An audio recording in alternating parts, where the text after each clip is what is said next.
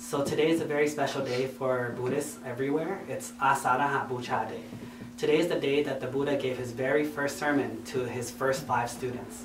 And in this sermon, he mentioned a lot of very wonderful, important things that people need to study. But for today, we will only speak about one. The very first thing he mentioned in the Dhamma, in the first sermon that he gave, was the concept of moderation. He said that he had already experienced extreme happiness, and that was not the way to free himself from suffering. He had also experienced extreme bodily suffering, and that also was not the way to free yourself from suffering. He said the only way is through the middle path, through moderation. Now, as Buddhists, we must also practice moderation in our daily lives. Moderation in what we say, moderation in how we act, moderation in how much we eat, moderation in how much we sleep, in the tone of voice, in the speed of speech. In many different aspects, moderation is important. Now, how do you know whether you're being moderate or not? How do you know whether you're going too much or too little? Well, there's 2 metrics for you to use.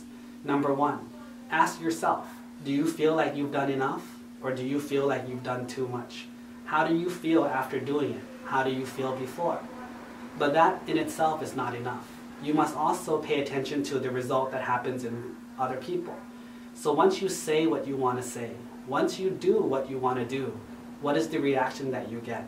How do other people feel after you've said or done these things? Now you take these 2 things together. You want to tell people how you feel, but once you say only a little bit, they feel unhappy. They don't feel happy about themselves. Like, let's say you see someone and you say, oh, have you gained weight? You want to say many things, but once you say just that one sentence, that person already feels upset. That person already feels sad and belittled. Should you say more? So now you have to take the feeling from your heart.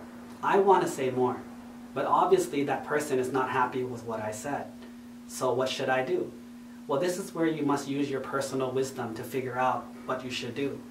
Even though you want to say more, is it worth it to have a problem with someone else for the future? Is it worth it to tease them or to make fun of them, even though it makes you laugh, but it makes them sad?